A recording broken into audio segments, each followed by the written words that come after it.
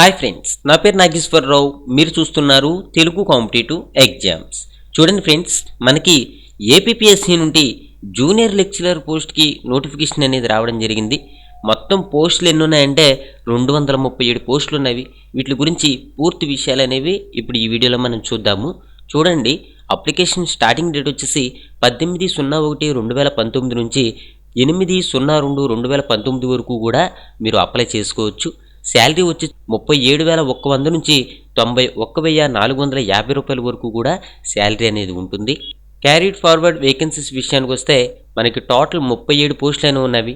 Fresh vacancies విషయానికి వస్తే చూడండి, ఇంగ్లీష్లో 18, తెలుగులో 16, హిందీలో 16, ఉర్దూలో 3, సాంస్క్రిట్కి 3, ఒరియాకి ఏమీ లేవు, mathematics 16, physics 16, chemistry 16, botany 16, zoology 16, commerce 16, civils 16, history 16, టోటల్గా 200 పోస్టులుగా మనం చెప్పుకోవచ్చు. విద్యార్హతల విషయానికి వస్తే సంబంధిత సబ్జెక్టుల్లో పీజీ డిగ్రీ, ఎంఏ కానీ, ఎంఎస్సి కానీ, ఎంకామ్ కానీ, BSc honours, BA honours, BCom honours లేదా ఇతర తత్సమాన పీజీ ఉత్తీర్ణత ఉండాలి అని మనకి చెప్పడం జరుగుతుంది అనమాట. ఏ విభాగానికి సంబంధించి అంటే ఆ విభాగానికి, ఇంగ్లీష్కి ఇంగ్లీషు, తెలుగుకి తెలుగు, హిందీకి హిందీ, అట్లాగనమాట. ఓకేనా. ఏజ్ విషయానికి వస్తే 18 నుంచి 42 సంవత్సరాల వరకు కూడా ఏజ్ అనేది ఉంటుంది. ఎస్సీ, ఎస్టీ అండ్ బీసీ వారికి 5 సంవత్సరాలు, ఫిజికల్ హ్యాండిక్యాప్స్కి 10 సంవత్సరాల వరకు కూడా ఏజ్ రిలాక్సేషన్ అనేది ఉంటుంది. అదేవిధంగా మనకి ప్రభుత్వ ఉద్యోగులకు 5 సంవత్సరాలు, ప్రభుత్వ సర్వీసులో కనీసం 6 నెలల సర్వీసు ఉన్న తాత్కాలిక ఉద్యోగులకు 3 సంవత్సరాల పాటు వయో పరిమితిలో సడలింపు అనేది ఉంటుంది. ఫీజు విషయానికి వస్తే అభ్యర్థులు దరఖాస్తు ప్రాసెసింగ్ ఫీజుగా 250 రూపాయలు, పరీక్షా ఫీజుగా 120 రూపాయలు చెల్లించాల్సి ఉంటుంది. ఎస్సీ, ఎస్టీ, బీసీ, వికలాంగులకు పరీక్ష ఫీజు నుంచి మినహాయింపు అనేది ఉంటుంది అని చెప్పుకోవచ్చు. మీరు ఎవరైనా అప్లై చేసుకోవాలి అని అనుకుంటే ఆన్లైన్లో అప్లై చేసుకోవచ్చు.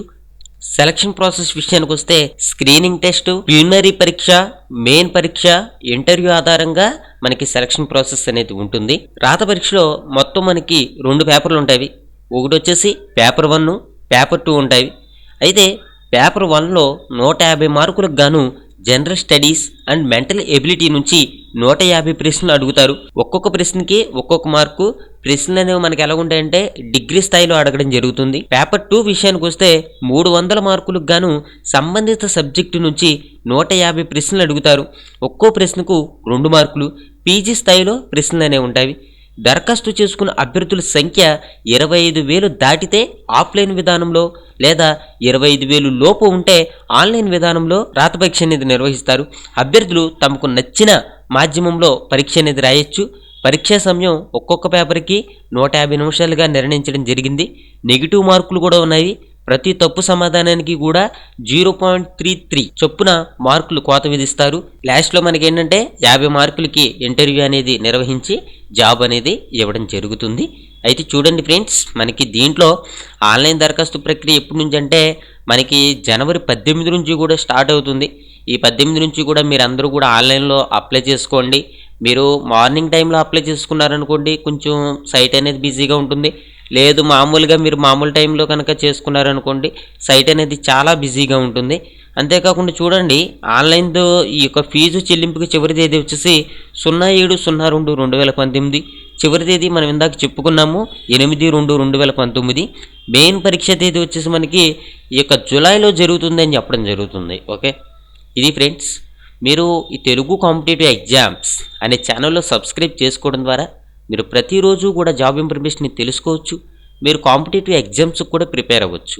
మరో విషయం ఏంటంటే పంచాయతీ సెక్రటరీకి సంబంధించి పేపర్ 2కి అంటే ప్రిలిమినరీ ఎగ్జామినేషన్లో పార్ట్ బికి సంబంధించి, మెయిన్ ఎగ్జామ్లో పేపర్ 2కి సంబంధించి మీ గురించి ఏంటంటే ఒక వీడియో మెటీరియల్ అనేది తయారు చేయబడింది.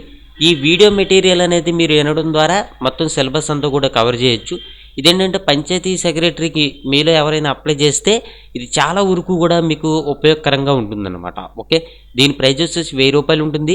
మీలో ఎవరికైనా కావాల్సి ఉంటే ఇప్పుడు స్క్రీన్ మీద నా యొక్క మెయిల్ ఐడి కనిపిస్తుంది కదా, దానికి ఏంటంటే మీ పేరు స్పేస్, మీ మొబైల్ నెంబరు స్పేస్, మీరు అంతకుముందులో ఏదైనా బుక్స్ కనుక చదువుంటే దాని పేరు కూడా రాయండి. ఓకే, ఇది ఫ్రెండ్స్. మీ అందరికీ కూడా నేను మరొకసారి చెప్తున్నాను, మీరు ఈ వీడియో కింద కనిపిస్తున్నటువంటి సబ్స్క్రైబ్ బటన్ మీద క్లిక్ చేసి తర్వాత పక్కనే ఉన్నటువంటి బెల్ ఐకాన్ని యాక్టివేట్ చేసుకోవడం ద్వారా మీరు జాబ్ ఇన్ఫర్మేషన్ అనేది స్పీడ్గా తెలుసుకోవచ్చు. Thank you for watching. Have a nice day.